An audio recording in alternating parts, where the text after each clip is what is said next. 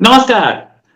आज या कल बाइडेन ने, जो बाइडेन प्रेसिडेंट अमेरिका, उन्होंने state of the union address दी। और ये state of the union address कोई नई चीज नहीं है। मुख्तलिफ प्रेसिडेंट्स, मतलब इससे पहले वाले, उससे पहले वाले, उससे पहले वाले सदियों से देते आ रहे हैं, या दशकों से बोले तो दशकों से तो जरूर दे रहे हैं।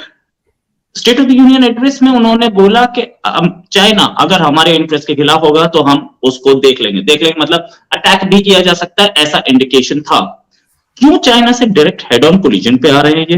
क्या अगले साल इलेक्शन, या कोई और रीजन, या ये दिखाना चाह रहे हैं कि मैं कमजोर नहीं हूं? चाइना के बैलून के इशू पे कमजोरी दिखी भी थी कहीं पे। इसी बात करने के लिए हमारे साथ डॉक्टर मुक्तदिर खान, कन्वर्सेशंस एक चैनल है यूट्यूब पे, उसके चीफ, और बड़ा अच्छा चैनल चलाते हैं सर। इंडिया के रहने वाले हैं और इस समय अमेरिकन सिटीजन है। अमेरिका में इंटरनेशनल अफेयर्स पढ़ाते हैं अमेरिकन यूनिवर्सिटी में। सर बहुत बहुत स्वागत आपका हमारे शो में। सर, जो बाइडेन का एक नया रंग दिखा धमकी देते हुए, ये धमकियां क्यों देने लगे बाइडेन? भाई रोहित साहब, थैंक यू वेरी मच। आपने आपके शो पे मुझे दावत दी। आपके सुनने वालों को मेरा सलाम, नमस्ते, सत श्री अकाल, वनक्कम और नमस्कार। देखिए, कल जो अमेरिका का प्रेसिडेंट हर साल एक state of the union address देता है, वेयर ही एड्रेसेस दोनों हाउसेस ऑफ द कांग्रेस, और उनको कहता है कि पिछले एक साल में अमेरिका ने क्या क्या अचीव किया उनकी प्रेसिडेंसी में। और अमेरिका का basically it's like a diagnostics, like a doctor की एनुअल रिपोर्ट जैसा देता है आपकी बॉडी की, उस तरह ये अमेरिका की इकोनॉमी वगैरह के ऊपर वो देते हैं। बट ऑफन टाइम्स अमेरिका के प्रेसिडेंट्स इसको बुली पल्पिट की तरह यूज करते हैं, यहाँ से वो अपने एजेंडा को पुश करते हैं। तो आप बहुत इंटरेस्टिंग चीजें सुनेंगे कि प्रेसिडेंट कांग्रेस पे दबाव डालते हैं कि ये बिल पास करो, ये बिल पास करो, अगर आपने ये बिल पास की तो मैं वीटो कर दूंगा। तो कल की जो स्पीच थी बाइडेन की, इट वाज, देखिए बाइडेन ने इतने लो एक्सपेक्टेशंस क्रिएट किए हुए हैं शुरू से कि जब भी वो चीज नॉर्मल चीज करते हैं वो लुक्स वेरी गुड। तो उन्होंने exceeded the low expectations जो public had and gave a pretty good speech। तकरीबन 1.5 घंटे की स्पीच थी। लेकिन वो बाइडेन के बोथ डोमेस्टिक एजेंडा से भी थोड़ा it move towards the left, और उनका जो फॉरेन पॉलिसी एजेंडा है उस पर थोड़ा राइट। क्योंकि अब तो क्लियर हो गया है कि most probably Republican candidate might be Donald Trump. मुझे लग रहा है कि निकी हेली, जो जिनकी फैमिली अंबाला से है, वो she might announce her candidacy for Republican president, शायद इसी हफ्ते she is going to announce. लेकिन लोगों को ज्यादा एक्सपेक्टेशंस नहीं है फ्रॉम निकी हेली कि she will be, I don't think she will even finish third. तो इट्स बिकम क्लियर कि Donald Trump might be the candidate in 2024। और उस वजह से, क्योंकि डोनाल्ड ट्रंप इतने एंटी चाइना थे as opposed to Biden, जो during the campaign कह रहे थे कि we need to collaborate with China, we need to do business with China। और जब वो प्रेसिडेंट बने, 2-3 चाइना के जो एपिसोड्स हुए हैं, एक तो रिसेंटली जो बैलून का एपिसोड हुआ है, दूसरा ताइवान को लेके जो चाइना ने नैन्सी पेलोसी की फ्लाइट को अगर वो इग्नोर कर देते तो उतनी अटेंशन नहीं मिलता जितना उनका जो रिएक्शन था। चाइना ने कई डायलॉग्स, मिलिट्री कोलैबोरेशंस, हर चीज कैंसिल कर दिए थे। तो जो ओवर रिएक्शन और अग्रेसिव रिएक्शन हुआ, खासतौर से मिलिट्री एक्सरसाइजेस जो चाइना ने शुरू की, तो उसके बाद से अमेरिका में काफी नेगेटिव परसेप्शन बढ़ गया है टुवर्ड्स चाइना। और ट्रंप के दबाव से जो बाइडेन अब मजबूरन एग्रेसिवली बात कर रहे हैं चाइना के ताल्लुक से। दूसरी चीज ये है कि इस state of the union address में जो बाइडेन ने बेसिकली अनाउंस कर दिया कि ही इज रनिंग फॉर 2024। ये उनकी एजेंडा सेटिंग थी, उनकी कैंपेन स्पीच कह सकते हैं। This is without announcing he is running, क्योंकि उन्होंने जो प्रोग्राम आर्टिकुलेट किया, खासतौर से डोमेस्टिक प्रोग्राम, मैं ये करूंगा, ये करूंगा, ये करूंगा। Obviously, he will need to win the elections again in 2024 to achieve all of those. तो it is very clear कि जहां तक ये डोमेस्टिक एजेंडा है उस पर Biden is going to rerun for president. Surprisingly, American economy पिछले 5-6 महीनों में has done far better than we expected. For example, अब हमारे पास unemployment is at historically low, मतलब शायद अमेरिका के तारीख में इतना अनएम्प्लॉयमेंट लो नहीं था। सिर्फ 3% के करीब है, 3.4%। अनएम्प्लॉयमेंट है। आपको पता है अमेरिका में इस वक्त 1 करोड़ 10 लाख जॉब्स अनफिल्ड है। हाँ, we have 11 million jobs vacancies, people are not applying. तो जो भी जॉब के लिए अप्लाई कर रहा है उसको इमीडिएटली मिल जा रहा है। एंड कंपनीज आपको इंटरव्यू नहीं कर रहे हैं, आप कंपनीज को इंटरव्यू कर रहे हैं, क्योंकि the number of people and the number of jobs में इतना मिसमैच है। So that is a robustness of the economy, job creation बहुत जबरदस्त चल रहा है। So on the domestic issue ये चल रहा था। चाइना को लेकर उन्होंने 2-3 चीजें की जो पहले भी की, लेकिन जिस तरह से कही गई इस बार इट्स वेरी डिफरेंट। इस बार अंदाज बहुत जारहाना था, मतलब वेरी अग्रेसिव पोस्चर वगैरह। तो उन्होंने कहा कि हम चाइना से कॉन्फ्लिक्ट नहीं चाहते, हम चाइना से कंपटीशन के लिए तैयार। सो दे सेइंग कि we don't see China as a threat, we see China as competition. और जिस क्रिटिकल टेक्नोलॉजीज में चाइना हमसे आगे बढ़ने की कोशिश कर रहा है, हम अब उस टेक्नोलॉजीज में इन्वेस्ट करेंगे टू कन्फ्रंट चाइना। और दूसरी बात उन्होंने कहा कि अगर चाइना हमारी सॉवरेंटी को थ्रेटन करता है तो we will take very serious and aggressive action, जैसा हमने पहले लिया। और वो इशारा बलून की तरफ था। बलून की मैं आपको इंटरेस्टिंग बात बताऊंगा कि मंडे को मतलब 2 दिन पहले I attended a security conference यहाँ पर, जहां पे Jake Sullivan, the US national security adviser, he came and just talked about the balloon issue. और उन्होंने कहा कि भाई, मतलब अजीब सी बात की। उन्होंने कहा कि ट्रंप के जमाने में भी चाइना ने इस तरह के इंकर्शंस किए थे, वायलेशन किया था अमेरिकन स्पेस का, टेरिटरी की, लेकिन अब हमारे पास एडवांस टेक्नोलॉजी है, इसलिए हम डिटेक्ट कर सके चाइना का ये बलून। तो उस पर काफी लोग मजाक उड़ाए, क्योंकि वहां पे एक सेनेटर थे, रिपब्लिकन सेनेटर, वो तो कह रहे हैं भाई मुझे तो नहीं पता आपके पास कितनी नई सोफिस्टिकेटेड टेक्नोलॉजी आ गई, लेकिन मेरी बहू तो बीच पे से देख ली थी बलून, साउथ कैरोलिना के बीच पे, it was visible. So we don't know what detection technologies you have added since the Trump administration. So it became like a funny moment. Public काफी थी, but he made one thing very clear कि वही official position कि हम land पे shoot नहीं करना चाह रहे थे, कि वो क्योंकि we thought it will cause damage. As soon as it came over the sea, हमने उसको shoot कर दिया। But तो वहां पर सेनेट फॉरेन रिलेशंस कमेटी के 2 इंपॉर्टेंट सेनेटर्स थे, सेनेटर क्रिस कूज भी थे, सेनेटर रॉब पोर्टमैन जो ओहायो से है।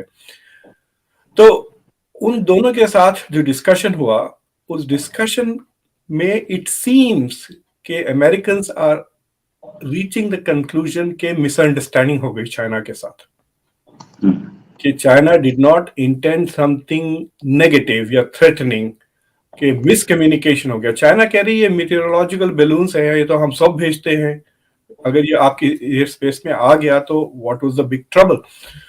तो अब वो डेटा वगैरह देखेंगे, क्योंकि वो फिजिकल पोजीशन में तो आ गई है at least some of the debris.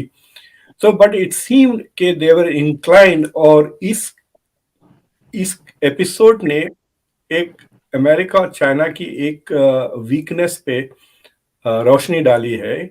आपको पता है कोल्ड वॉर के दौरान हम लोग कहते थे कि अमेरिकन प्रेसिडेंट से लेके सोवियत प्रेसिडेंट के घर में एक फोन डायरेक्ट हॉटलाइन थी, presidents could talk to each other.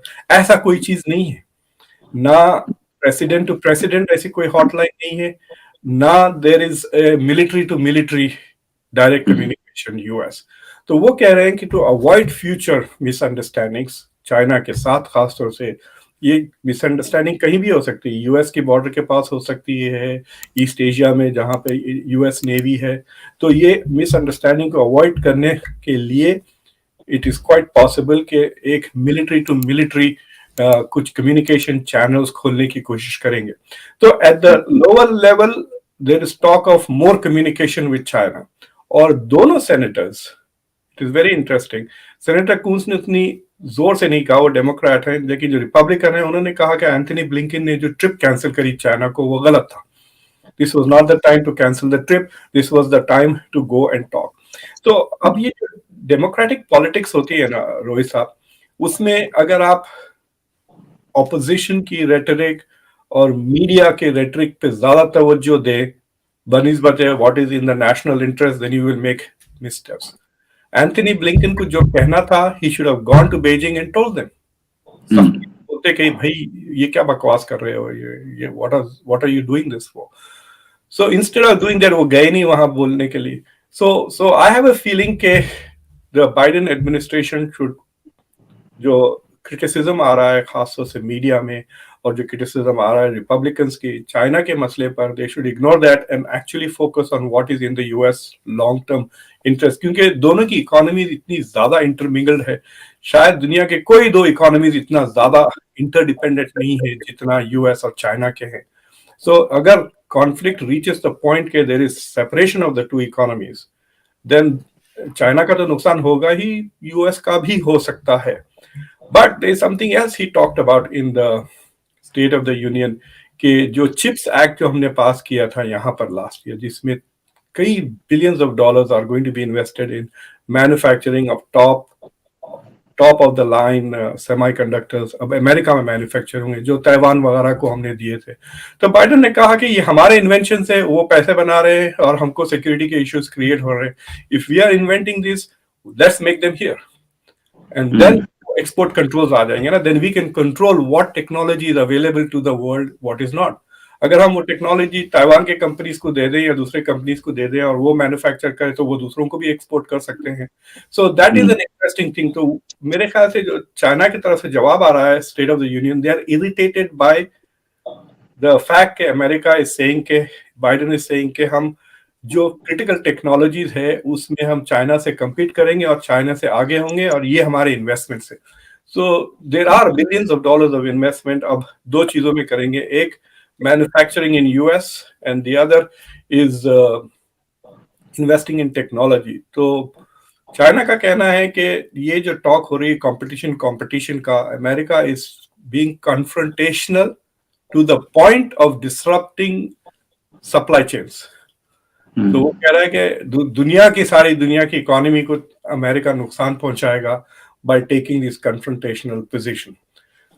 Will see what happens. ये जो चाइना की तरफ से जो रिएक्शन आया है वो तो बहुत स्ट्रॉन्ग रिएक्शन है कि भाई हम भी खाली नहीं बैठे, हम भी हेड ऑन कोलाइड जरूर करेंगे, और अगर कहीं पे हम लोगों को अपोज किया गया कहीं ट्रेड रिलेशनशिप में, तो we have the guts to do it. China ये फिर वही ताइवान वाला रिपीटिशन, कहीं कहीं ये एस्केलेट हुआ तो डेंजरस तो नहीं हो सकता? देखिए, मतलब इसका सवाल का जो डेटा है कि चाइना की इकोनॉमी इज क्वाइट डिवर्सिफाइड, मतलब in terms of its exports. वो अफ्रीका में भी बहुत ज्यादा एक्सपोर्ट करता है, अमेरिका से ज्यादा 4-5 गुना ज्यादा उसके इन्वेस्टमेंट्स और एक्सपोर्ट्स है अफ्रीका में। लैटिन अमेरिका में भी अब उसके काफी ताल्लुकात है, यूरोप में भी ताल्लुकात है, एशिया में भी ताल्लुकात है। सो इट इज पॉसिबल कि चाइना इज थिंकिंग के we are not dependent on the US market alone, या चाइना इज बेटिंग कि US is more dependent on our inexpensive manufacturing than there. मैं इतना जरूर कह सकता हूं कि अगर चाइना से इंपोर्ट्स बंद कर देते हैं कल, तो अमेरिका की जो क्वालिटी ऑफ लाइफ है it will suffer a lot.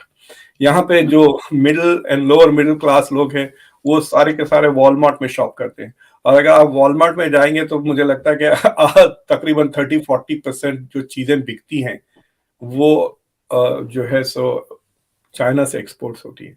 मुझे याद है कि जब अफगानिस्तान में हम लोग गए थे, यूएस फोर्सेस गई थी, तो मैंने एक ऐसी ट्रिप मारी थी वॉलमार्ट की जहां पे लो टेक चीजें हम चाइना से मंगा, जैसे इस्त्री करने का जो टेबल होता है ना, उससे ज्यादा लो टेक क्या चीज हो सकती है।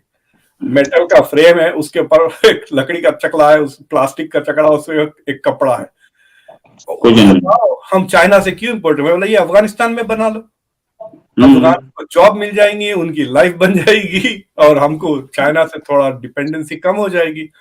बट द थिंग इज कि हर चीज इतनी सस्ती हो जाती है। वो आपको पता है, आप अमेज़न पर जाकर चाइना से चीजें खरीद सकते हो 25 सेंट 20 सेंट की, और वो दूसरे तीसरे दिन आपके पास आ जाता है। अभी तक मुझे समझ में भी नहीं आया कि हाउ आर दे डूइंग, क्योंकि शिपिंग कॉस्ट ही उससे ज्यादा होती है। अगर मैं आप मुझे खत लिखे चाइना से यहाँ, तो it will cost more than the cost of the product and the shipping. So they have created this supply chain. वो अमेरिका को फीड कर रहे हैं lots of useless stuff at a very low price. So people are addicted to it. तो that is going to be very difficult in the short run. लेकिन अगर high tech industry में अगर America अपनी manufacturing dependency जो China पर है, अगर वो brings it home, that is the best. The second best option is to diversify, जहां पे इंडिया का रोल बढ़ जाता है. अब जैसा कि आईफोन 14 सारा का सारा इंडिया से आ रहा है. So there is a diversification of manufacturing. बातचीत हो रही कि ब्राजील में भी शायद थोड़ी बहुत भेजें, लेकिन ये मुल्कों में सिक्योरिटी की गारंटी होनी चाहिए. Quality of manufacturing and production जो China has maintain for all these years, वो गारंटी नहीं दे सक रहे. इसलिए it is not easy to move out of China at the moment. अच्छा सर, ये भी बोला जा रहा है कि अमेरिका अपनी डिफेंस टेक्नोलॉजी दिखाने में बड़ा एक्सपर्ट है. वो जहां पे मौका मिलता है अपनी लेटेस्ट टेक्नोलॉजी दिखा देता है. इस बार भी जो मिसाइल यूज की वो बैलून गिराने के लिए, that was the latest technology. और F-22 वो भी लेटेस्ट था. ये दोनों के दोनों दिखाने की वजह से, तो क्या कहीं ऐसा तो नहीं कि डिफेंस इंडस्ट्रीज में इन्वॉल्व हो गई थी, बैलून को जाने दिया गया, कंट्रोवर्सी बढ़ने दी गई, और जब कंट्रोवर्सी बढ़ी, पूरी दुनिया की नजर उसके ऊपर आ गई, तब वीडियो बना के कि इस प्लेन ने मारा, इस हमारे मिसाइल ने मारा, और तब उसको गिराया गया प्लेन, बैलून को, एक्यूरेसी दिखाई गई. कहीं डिफेंस इंडस्ट्री का गेम तो नहीं? I don't know. उसकी हाइट बहुत ज्यादा थी. The balloon was about 40 to 60,000 feet पे जा रहा था. आई कैन गारंटी अगर वो जरा नीचे होता ना, तो यहाँ पे आपको पता है यहाँ पे हर फार्मर के पास हवाई जहाज है. Every farmer has a plane. US में हेलीकॉप्टर, सेकेंड हैंड हेलीकॉप्टर्स और जो सिंगल इंजन प्लेन्स हैं, they are sometimes cheaper than some of the expensive cars. और एयरपोर्ट्स नहीं, आप घर पे, मतलब लोगों के पास इतनी बड़ी लॉनें जरूर होती हैं कि वो घर पे भी लॉन कर सकते थे. मेरा भी प्लान था एक छोटा सा प्लेन खरीदने का, लेकिन ये 9/11 के बाद से तो अब मैं मुसलमान पायलट प्लेन खरीद रहा हूँ. It's not a good show. इसलिए I do not want to go close to that. तो वो प्लान छोड़ दिया मैं, वरना I wanted to fly my own plane. It's sometimes खाली पार्किंग वगैरह महंगी पड़ जाती. तो मैं सोच रहा था कि कोई बंदा, इतने बंदूकें हैं हमारे पास, why did somebody get on their own plane, go and shoot the balloon. Public क्या करेंगे? वो कह सकता है मेरे फार्म के ऊपर से जा रहा है, I can shoot it. But the height saved it. उतने हाइट तक नहीं जा सकते, मतलब 40-60,000. But I have a feeling के the Biden administration would have let it go अगर उसको मीडिया अटेंशन नहीं मिलता इतना. और उन्होंने कहा कि इसलिए बाइडेन को 2-3 घंटे, 2 दिन लगे to make the decision, because इतना प्रेस में इतना कवरेज आ गया कि द मिलिट्री डिसाइडेड कि let's throw the ball into the White House. वरना they would have let it go. और वो it was not actually a major security threat. और एक दो मैं दो मिलिट्री वालों की इंटरव्यूज देखा, they were quite amused by the whole public reaction. The military was not very worried. They said if the president wants, we can shoot it. इसमें कोई बड़ी बात ही नहीं है. ऐसे वैसे कोई भी डेब्री नहीं है, बैलून है खाली, इतना क्या डेब्री गिरेगा, वो nothing like that. So the decision White House में काफी देर हो रही थी, because White House realized कि this would be an aggressive action from the side of the US. तो उन्होंने 2 aggressive action ले लिए. एक military action लिया, बैलून को shoot किया using air force. They could have used a non-military means of shooting it also. समझे ना आप? सेंड सिविलियन एयरक्राफ्ट, तो बट उसको उन्होंने F-22 को भिजाया, मिसाइल से शूट किया. So they made a big show of it. The second चीज थी डिप्लोमेटिक रिएक्शन भी था. डिप्लोमेटिक रिएक्शन जो एंथनी ब्लिंकन ने अपनी, ना सिर्फ उन्होंने ट्रिप को कैंसिल किया, but he did not schedule it. ये नहीं कहा कि आई विल कम इन मार्च या अप्रैल. तो अब it is like not on the table. अब they will have to renegotiate the whole thing कि if he'll go and when will he go. So we have to see. I think कि अब ऐसा लग रहा है the only other point where an interesting encounter होगा will be if Biden and Xi Jinping दोनों G20 के लिए इंडिया आते हैं. ओके सर, एक चीज और, इसके बाद ब्रीफिंग की गई करीब 40 कंट्रीज, 40 कंट्रीज की बैलून पे, जिसमें इंडिया भी था. ये ब्रीफिंग भी की गई. क्या ये मेगा शो नहीं बना दिया इस बैलून का? पहले F-22 भेजा लेटेस्ट. अब मिसाइल कोस्टारिका में भी आ गया और एक बलून, अब कोस्टारिका के ऊपर से चल रहा है। हाँ, सो जो लोग क्रिटिकल है वो कह रहे हैं कि जो सैटेलाइट के फोटोग्राफ्स आप ले सकते हैं उससे ज्यादा accurate data you can collect with balloons which are flying at a lower altitude. Satellite space से है, so these are much better photographs.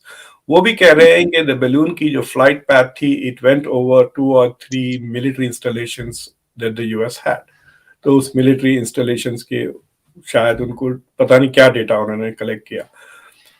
But I have a feeling that you are going to see more and more of this. So I don't know what China is trying to do. Is it mapping the environment? They're saying कि meteorological balloons है, weather map कर रहे हैं, या वो दुनिया का नया नक्शा बना रहे हैं? I thought the whole world is already mapped.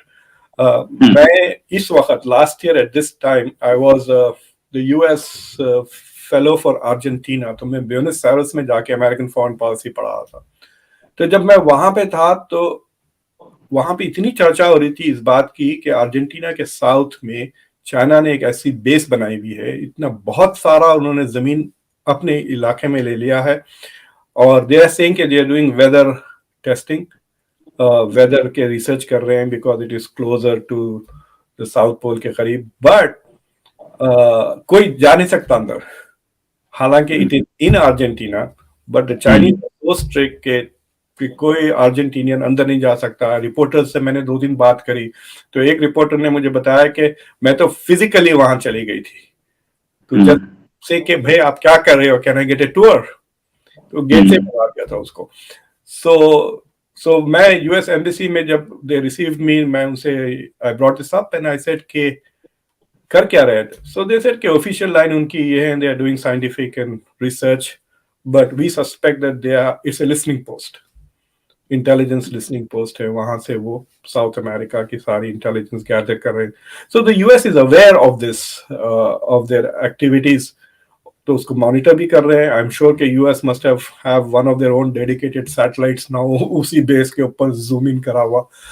So they are watching China, और इट इज लाइक सेइंग कि भाई यू नो, अगर इमेजिन करें, मैं क्रिकेटिंग टर्म्स में, अगर कल नेपाल कहने लगा कि हम इंडिया को हरा देंगे, इंडिया को हरा देंगे, और फिर नेपाल नए कोच को लेकर आ रहा है, ग्रेग चैपल को ला रहा है कोच बनाकर, और नए क्रिकेट पिचेस बना रहा है, तो हो सकता है कि इंडिया के cricket YouTube channels will watch what Nepal is doing, but India BCCI को तो डर नहीं होगा ना कि क्या नेपाल क्या हमको क्या आके हराएगी क्रिकेट में। So I think Americans are still in that mode कि some Americans चाइना का थ्रेट को सीरियस ले रहे हैं, some are simply amused कि ये हमको थ्रेट कर रहा है, you know. So that is where it is. पूरी तरह से कंसेंसस नहीं हुआ है अभी चाइना पे। Plus the business sector, business people do not want confrontation, क्योंकि अब वो बहुत पैसे बनाए हैं पिछले 30 साल में चाइना में। आपको पता है वी हैव 1000 बिलियनर्स, और हर बिलियनर कुछ ना कुछ हिस्सा चाइना से ही बनाया है because of exporting manufacturing. Biden ने एक बहुत जबरदस्त बात बोली कल के मैं तंग आ गया हूं of importing goods and exporting jobs. Jobs export कर रहे हैं और गुड्स इंपोर्ट कर रहे हैं, that has to end, and I hope he is serious about it, because ultimately manufacturing से ही आपकी टेक्नोलॉजीज इंप्रूव होती है, इनोवेशंस बढ़ते हैं, और साइंसेस पे रिसर्च ज्यादा होता है। If America starts reinvesting in manufacturing at home, I can tell you के गैप और तेजी से बढ़ जाएगा। राइट। अच्छा सर, एक चीज और कि मैं अगर ये पूछूं कि एक रिसर्च मैंने पढ़ी थी कि अगर वॉलमार्ट एक अलग कंट्री होता तो it would have been 6th largest trading partner for China. ये वॉलमार्ट सामान खरीद रहा है, सारा का ज्यादातर तो अमेरिका एंड अप करता है। ट्रेड इस बुरी तरह से रिटेल मार्केट, चाहे मोटरसाइकिल्स हो, साइकिल्स हो, सब कुछ तो चाइना से आ रहा है, लेकिन एक ट्रेड वॉर भी शुरू कर गए थे पिछले प्रेसिडेंट डोनाल्ड ट्रंप, जिसको नेक्स्ट करंट प्रेसिडेंट ने चेंज नहीं, रिवर्स नहीं किया, वो कंटिन्यू कर रही है। Perhaps it is in the benefit of America, लेकिन आगे Donald Trump is again coming up, वो हो सकता है सामने हेड ऑन पोजीशन में आ जाए, और बाइडेन भी उसी रास्ते पे चलते दिख रहे हैं।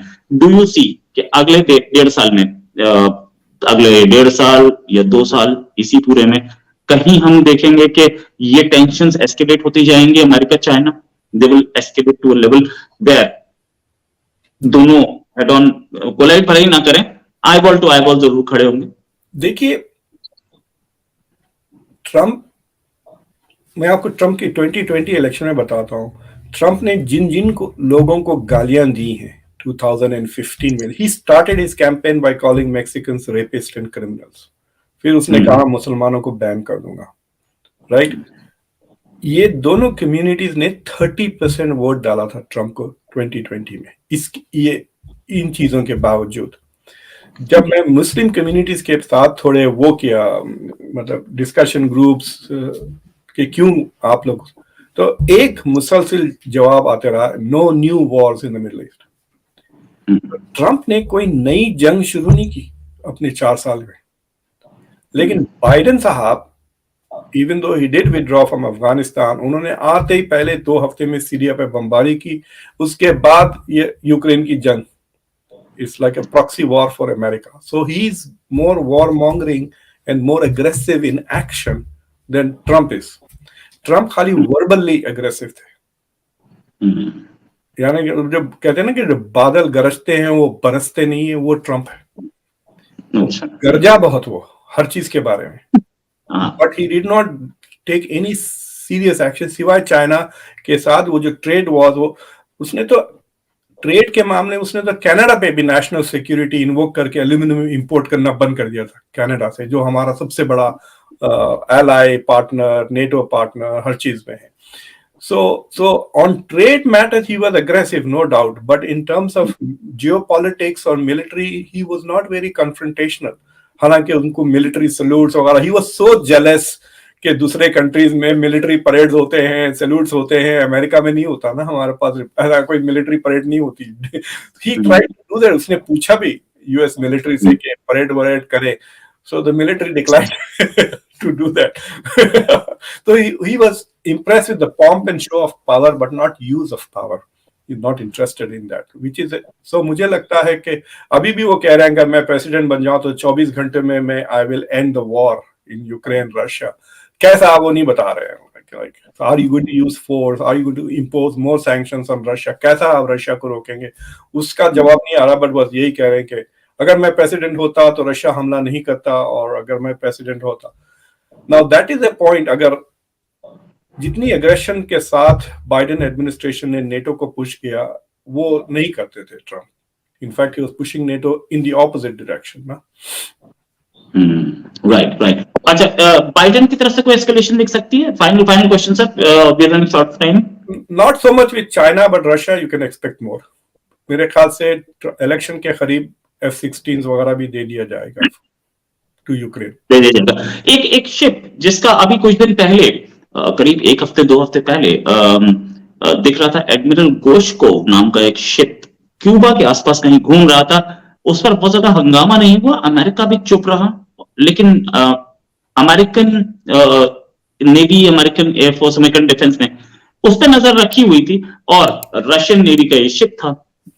कुछ इंटेलिजेंस नेटवर्क्स, कुछ जैसे बोलते हैं खुफिया तंत्रों से ये खबर आ रही थी कि वो वहीं खड़ा था अभी करीब 1-2 हफ्ते पहले, और वो वहां एक थोड़े लंबे ड्यूरेशन के लिए था, 1-2 हफ्ते के लिए था। इस समय कहाँ है आई डोंट नो, लेकिन उस समय वो वहां था। अब पता नहीं क्या है, और अमेरिका ने उसके ऊपर कोई रिएक्ट नहीं किया था। I don't know what indication is it. America react कर सकता था और करना चाहिए था, नहीं किया, परहैप्स इग्नोर कर रहा है।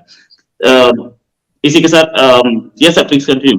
हाँ, कोई बात नहीं, मतलब if it is in international waters it can be there, मतलब it can be there, but लेकिन क्यूबा के एकदम करीब आ गया था, और मुझे लग रहा था कि अमेरिका ऑब्जेक्ट करेगा कि वो एडमिरल गोश्कोव इज एक एडमिरल गोश्कोव, इसे बोलते थे हमारे INS विक्रमादित्य को, अब एक नया फ्रिगेट है उनका, वो पहुंच गया था, तो they must be doing something out there, वो लोग वहां से नजर रख रहे होंगे कि इंडिया अमेरिका की मूवमेंट पे। Thanks a lot sir for joining us, और उम्मीद है जल्दी डिस्कशन और करेंगे। अभी के लिए सर नमस्कार, धन्यवाद, थैंक्स अ लॉट सर।